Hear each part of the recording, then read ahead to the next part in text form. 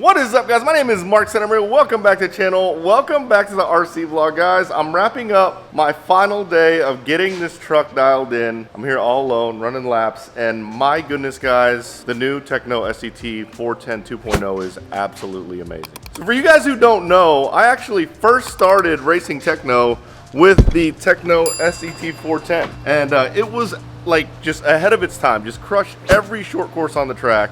And I had so much fun with that thing. It was so forgiving, so robust. It was fast all the time. I love that truck. They upgraded. They did a 410.3, and then they did the 410. I think it was the 0.2 SL, a 410 SL. And with the 410 SL, again, it was built for a 10 scale track and on a 10 scale platform. So it will be better on a track that is tight, lots of turns, maybe even a turf track or a clay track. But again, I run on all this big stuff. I run on big A scale tracks. So I felt like that part was missing. That hardcore short course that could handle an A scale track, and it's back, guys. It is back. I am so happy and blown away by the new Tekno. It's absolutely amazing. So here's my truck. All right, so the crazy part is the original Sct410 had A-scale shocks, A-scale diffs. It was a straight up like A-scale platform on a smaller wheelbase. It was essentially an A-scale e-buggy with short course stuff on it, short course hubs. And then the SL came out, it was 10 scale everything. Now with this one, they combine the 10 scale components like the 10 scale shocks, 10 scale diffs, put it on a robust A-scale platform. And I think this is it, guys. I didn't feel any performance impact on switching to the 10 scale shocks or the 10 scale diffs. And I felt like whenever Tekno had the A scale stuff on their short course, that was like everyone's excuse on why you had to run Tekno, because it was based on A scale. Now they got no excuses.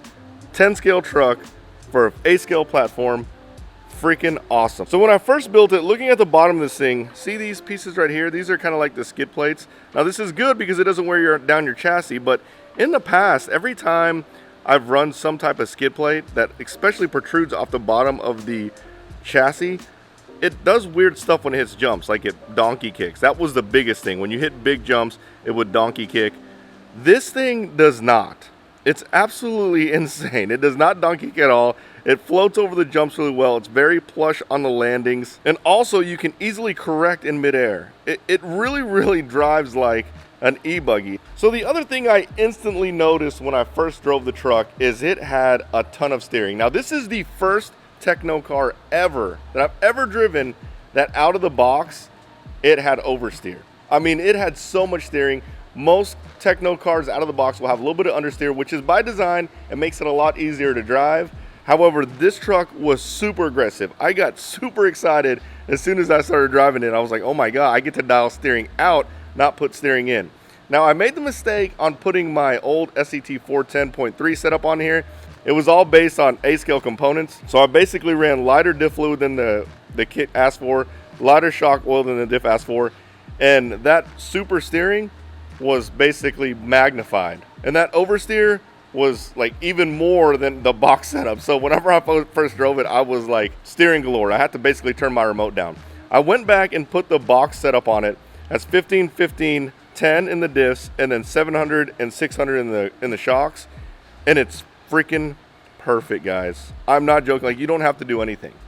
I don't think I'm gonna do anything. Maybe because this track has a lot of traction, maybe go up in the center diff, but I really don't want to. Like, it's so easy to drive, so forgiving.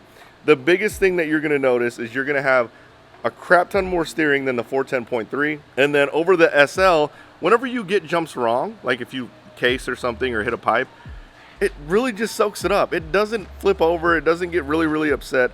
The car is extremely forgiving. But with all that said, this is very unique Tekno to me because of the fact that it had oversteer instead of understeer, and it was nice to be able to dial steering out and put steering in, and you can drive it as aggressive as you want, and it's super forgiving. I mean, I can't be any more pleased than how this truck turned out. So I did club race this thing when I first brought it out, and I had that old setup on it that was mega aggressive, and I had to dial so much steering out, and I felt like my car was really on, like it was turning like crazy. And I didn't have time to switch the setup out on it. So on my first club race night, I actually did really well, and there's a few guys that I race short course with that I know I kind of compete with, like that's my speed, and I I beat those guys. However, I got third overall. I think I can go much faster. I'm really excited to club race this thing again because the improvements after putting the box stock setup back on it are way better. So when you get this truck, which you should get it because it is awesome, and I think it really is the best all-around RC race car you can buy because you can run 10 scale track, 8 scale tracks. It's super fun, super forgiving, super robust, super durable. It's pretty much everything you could ask for in an off-road race vehicle.